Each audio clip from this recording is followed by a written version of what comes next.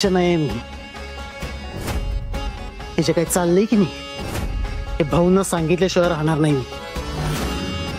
का अजिबात काही सुद्धा सांगायचं नाही. आणि इकडे ती फाईल सोड. फाईल नाही ओढ दीपे पहिले सोड. आई दीपे दीपे ओरडू नका तुम्ही. दीपे सोड सोड तू. तुम्ही का बनताय?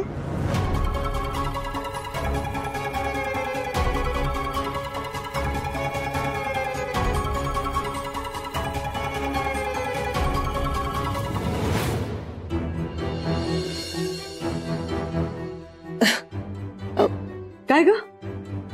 ते खाली पाहुणे आले, तुम्हाला विचारत होते.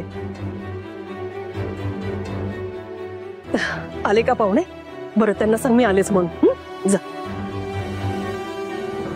नीता वहिनी अजून उठल्या नाहीत का?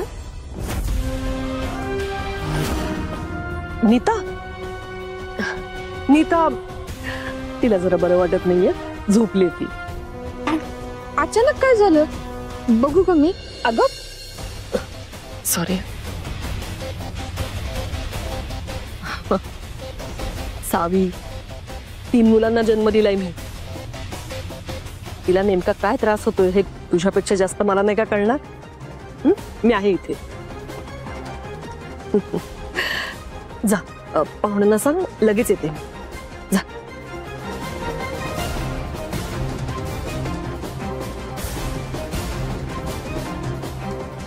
अगं जा.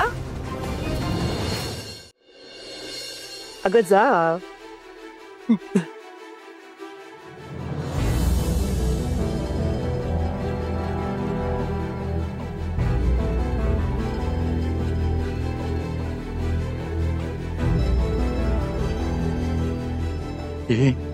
आई आता काय करायचं? ही बाई कुठे गेली माहित नाही. ही पोरगी ही आली की प्रश्नांची माळच लावते. हिचं समाधान झाल्याशिवाय ही काय प्रश्न विचारायची थांबायची नाही. ए आई काय सांगायचं हिला? तर शांत बस ना, विचार तर करू दे. हे बघ, कोणी विचारलं नीता कुठे आहे तर सांगायचं तिला बरं वाटत नाही, ती खोलीत आराम करते. फक्त एक गोष्ट लक्षात ठेव, तुझ्या खोलीच्या इकडे कोणीही फिरकता कामा नये.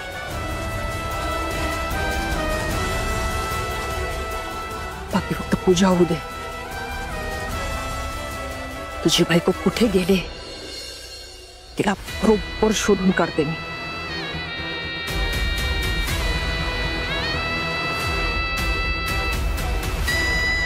जा तू आवरून घे.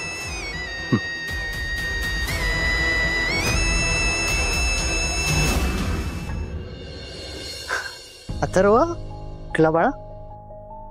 नाही रे, असं का वाटलं तुला? ये. नाही रे बाळा, नाही बघ, मॉम आणि पॉप्स आहे ना अजिबात भांडत नव्हते. शांत हो. अथर्व बाळा, आम्ही भांडतच होतो. तुझ्या पॉप्सला आजकाल माझ्या सगळ्या गोष्टी चुकीच्या वाटायला लागल्यात. दीपी काय करायला लागल्यास?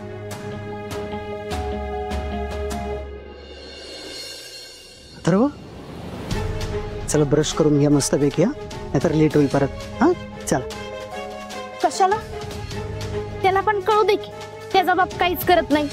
आई करत्या तर त्यात पण खोडाच घालायचा असतोय त्यांना. तुम्हाला लय समजतंय ना. मग काल तुमची आई मला घरातनं बाहेर काढत होती तेव्हा तुमचा ह्यो शानपणा कुठे गेला होता? तुमच्या सगळ्या फुशाक्या फक्त माझ्या समोरच. काल तुझे काय वागल्यास की नाही ते तुला घरातनं बाहेर हाकलण्याच्याच लायकीचं होतं. अगं या पैशापायी जिवंत माणसाचं श्राद्ध घालायला चालली होतीस तू.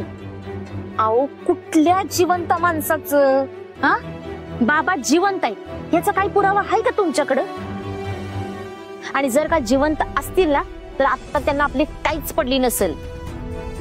आणि जर का पडली असती तर इतके वर्ष ते आता आपल्याकडे आले असते की नाही? हा अहो होतही चांगलं तर घ्या की करून. ते जेव्हा परत येतील ना ते आपण पुढचं काय असेल ते बघूया.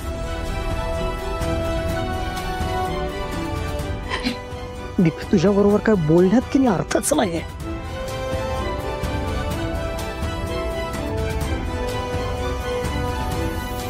ठीक आहे, नका बोलू, माझं ऐका. या इकडं या. अथर्वाच्या डोक्यावर हात ठेवून शपथ घ्या आणि मला वचन द्या की तुम्ही यातलं काही सुद्धा भावना सांगणार नाही.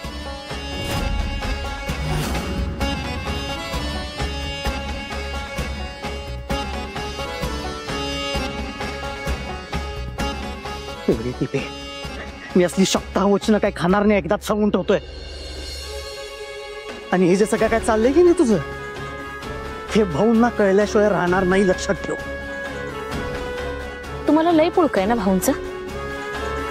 तुम्ही भाऊंचाच सगळा विचार करताय. अहो, अथर्वाच्या फ्युचरचा विचार करा की जरा. आणि मी हे जे काही सगळं करायला लागले ना, ते स्वतःच्या चैनीसाठी नाही, आपल्या पोराच्या भविष्यासाठीच करायला लागले मी.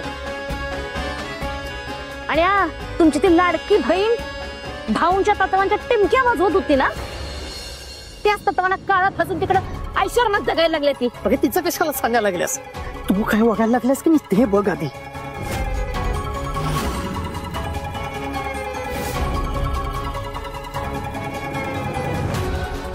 काय करायचं ह्या माणसाचं.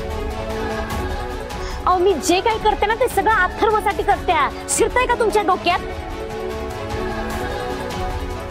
तुम्हाला नसेल त्याच्या भविष्याची काळजी, पण मला करायला लागते.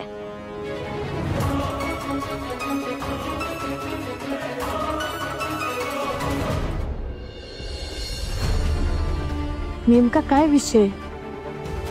आईंनी मला नीता वहिनींना भेटू का नाही दिलं?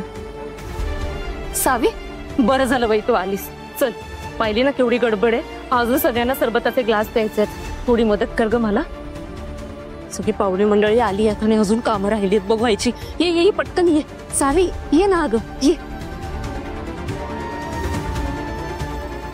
एकदा सर्वांना नाश्ता दिला ना, ते कसं हा निवांतपणे कामं करता येतील. सगळंच बाकी आहे. सरबतगार झालं असेल का?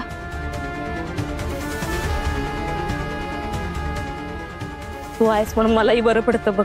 थोडी कामं होतात माझी पण. तर आपण ना हे सरबत आणि नाश्ता सगळ्यांना एकदा दिला ना, तर कसं आहे. सावी, काय झालं ग? कसला विचार करते?